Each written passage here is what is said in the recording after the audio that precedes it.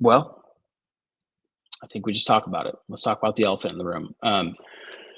Now, a little pivot, as you guys have known, can see that we usually recap the previous game. We'll preview the game coming up, but at this point, the Raiders are 2-7. We're not saying that the season's over, even though it probably is. But I think this is where you have to just step back, reevaluate where we're going. Been a lot of news about should we fire McDaniels, which was silly a couple weeks ago. Now has actually caught up. Seemed like this is not working, right? And then you have to look at the Carr thing, right? So it's like, is it when Davis brings in McDaniels? Is this a thing where you could talk about the buyout with McDaniels' contract, right? But then you also have to say, okay, this is year 9 for Carr. We're at a certain spot, and part of us retooling, recharging, I believe I said earlier, I'm retooling with new head coach, some acquisitions. The team just made the playoffs. We're in a let's win now kind of state, right? It's not working out, and clearly there's a number of issues that we can address. I think the biggest thing we have to address, and which is why we wanted to pivot a little bit, is where do we go? Do we the fork in the road, and I don't know if I told you this or mentioned on my podcast. Actually, I've just had unfortunate amount of conversations about, hey, what are your thoughts on the Raiders, right? But I think there's a fork in the road with McDaniels and with Carr, and Davis has to make a decision. So at this point, I think it's, do you completely buy into the not a tear down, which it seems like because we're 2-7, right? But like there is something that is fair to say that McDaniels needs an opportunity to build the team with Ziegler that he wants, with the players that he needs, understanding our roster, cap, everything like that, right? So, my question to you is that where I guess before I just lead you here, let's just pause. Where are you at with this team? What do you feel about the future? What do we do? Right? Let's start there, and then let's get into it. Well, first thing I'll say is luckily we're not in Soviet Russia because road forks you in Soviet Russia. So you don't fork the road. But we are there. You're correct. And it's interesting you bring that up because I want to say within the next day or so, there's going to be an article from Just Blog Baby that I wrote talking about whether you like it or not, Josh McDaniels is not the problem. So stay tuned for that. That will be retweeted. It'll be out there, so you guys can check it out. But basically, where I'm at with things is that I feel like it's tough because I dive deeper into it in the article. But a lot of the issues that we have this year are kind of underlying issues that we came across last year as well, and things that kind of been here before Ziegler and McDaniels and the new regime came into play. I do think that they do need time to be able to create this team around their scheme, offense and defense. I would argue that the defensive side is even more important, that you get the players that fit your scheme. I think that Josh McDaniels, Patrick Graham, they are working the best they can with John Gruden's guys. Prior to this, we had a 3-year build of all John Gruden's guys, really all of Rich Bisaccia's guys too, and that coaching staff for the most part. They built that team. So now you go into this and a team that was all in on John Gruden and his scheme and his way of things.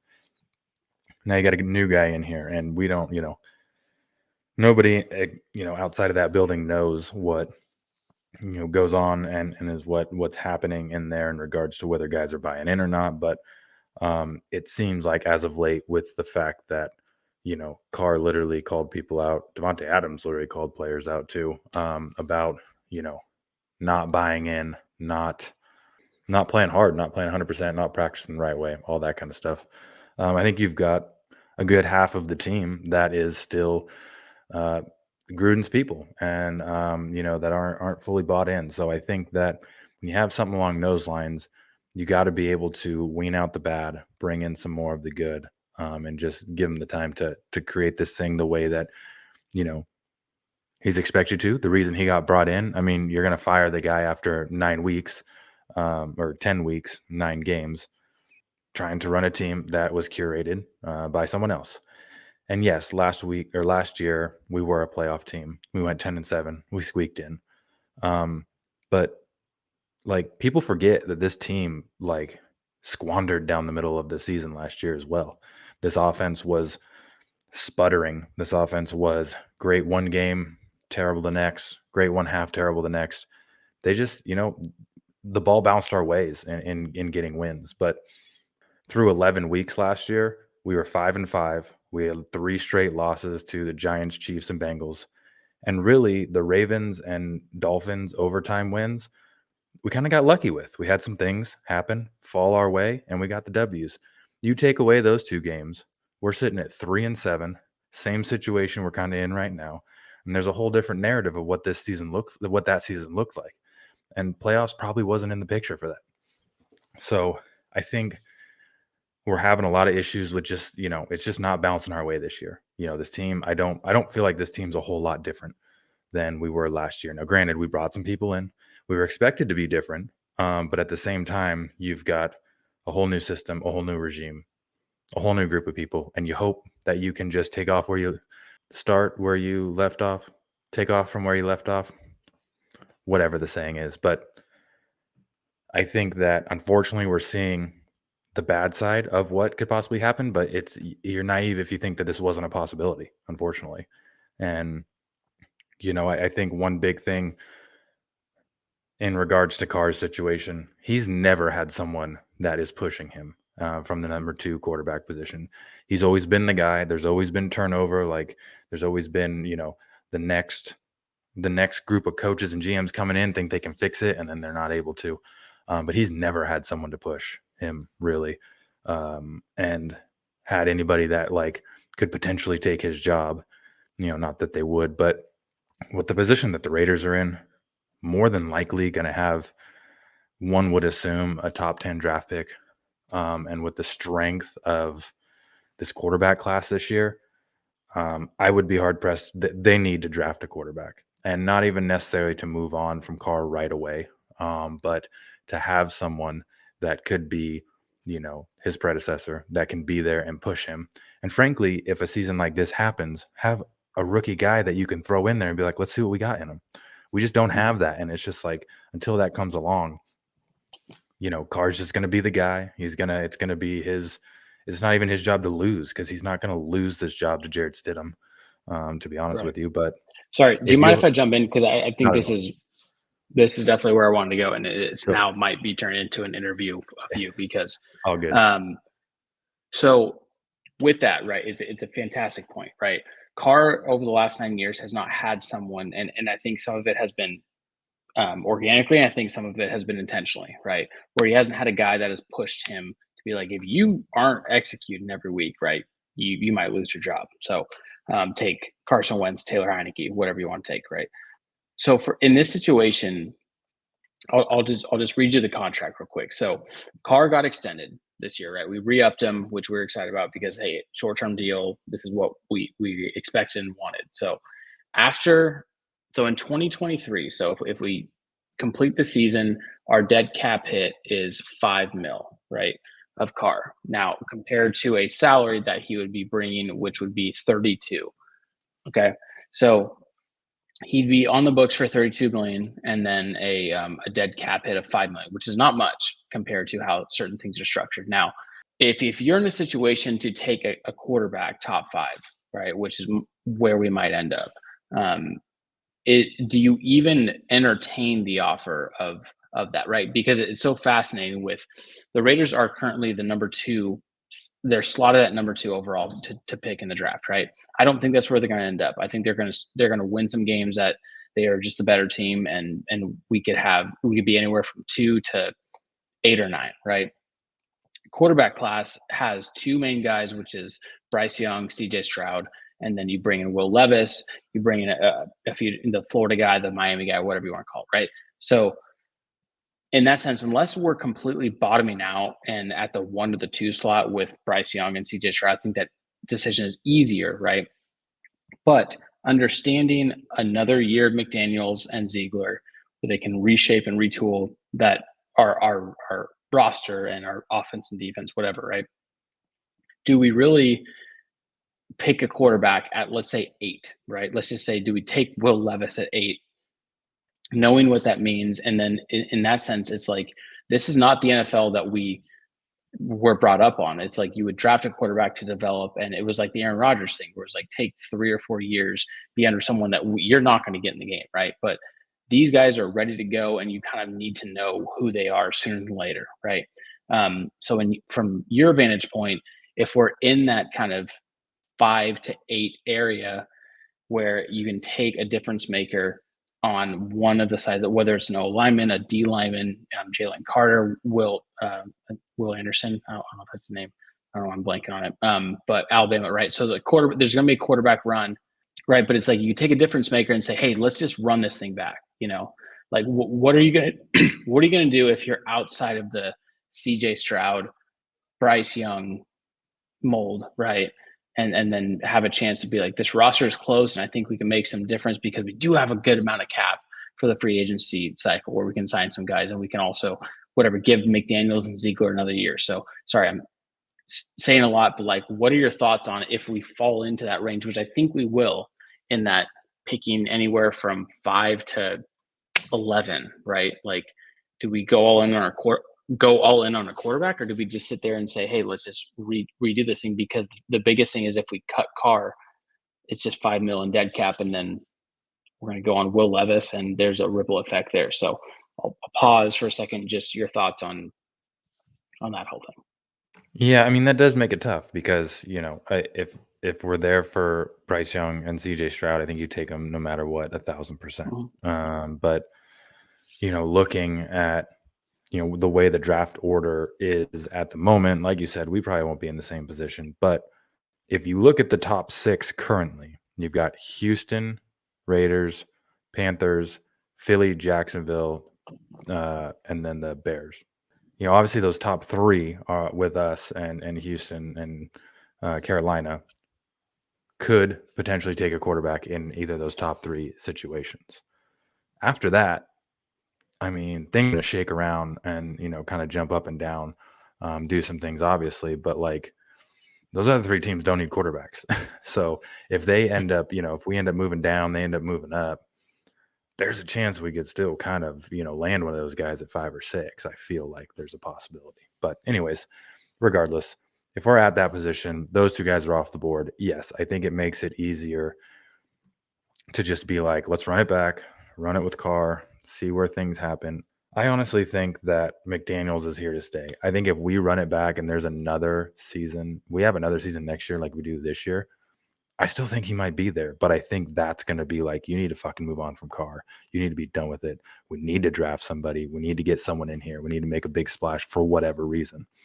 I don't think the leash is super, super long, but I do think that McDaniels will be here going into year 3 of his contract, regardless of where we sit. That's just my opinion. But nonetheless, it's one of those things where, it's when there's so many difference makers out there that could possibly be there at an 8 or a 9, it's hard to take someone like Will Levis unless you just feel very strongly. But I also think that drafting someone and still starting Carr and letting them learn behind him, because if there's anything that we know, Carr is the ultimate professional.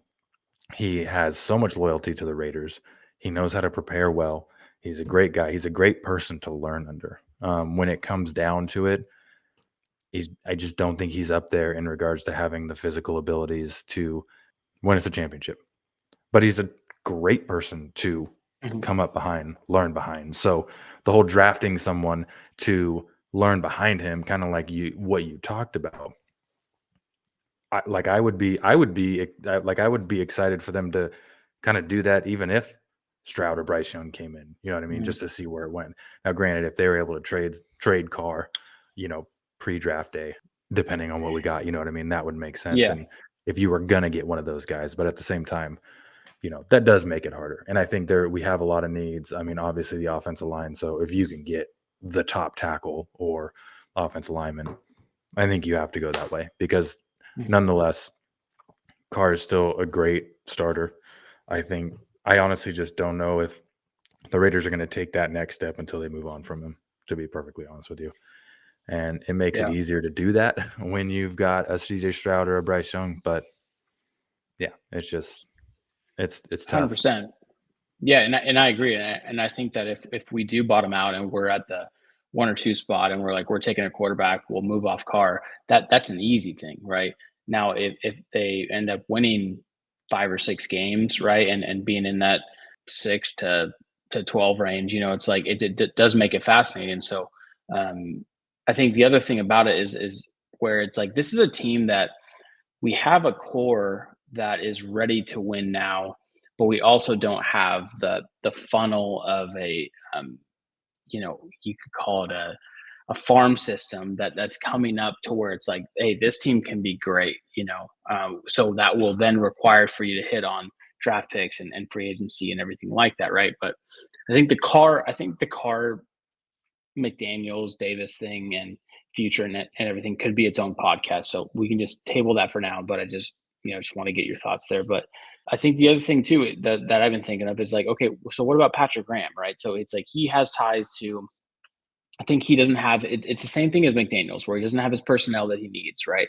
And he also is someone that is not directly tied. So, McDaniels is tied to Ziegler, and Graham is like a you can familiarize them because he was a previous Patriot and similar scheme and everything like that. Like, do you think Graham needs to go? Do you think it's time to move off of that? And then if so, it's like, well, I don't know who we have that can take over that, but like is it one of those things where it's like we just need to address this to make the defense better, the offense give them time, and then we can be where we need to be next year, right? Early next year, whatever it is, right?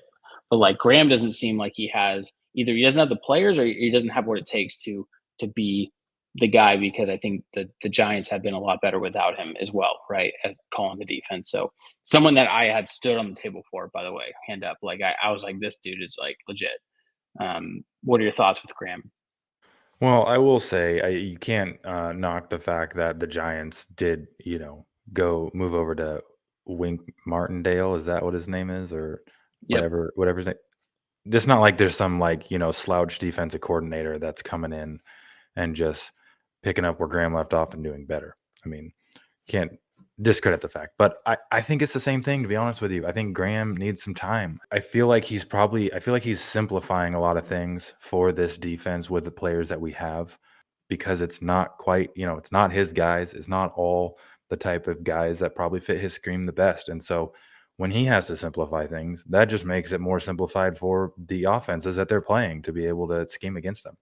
Right. And so I think that's the same situation. And like I said, I think defense is even more important that you have the guys for your scheme to fit that. So I think that, yes, he's got Patriots ties. Maybe we brought him in because of that. I think we have a chance to succeed in this defense. I think it's just kind of the same thing as the offense. It's all like looks like it's down the drain and in the tanks and on fire right now because things are just bad and they're just not going well.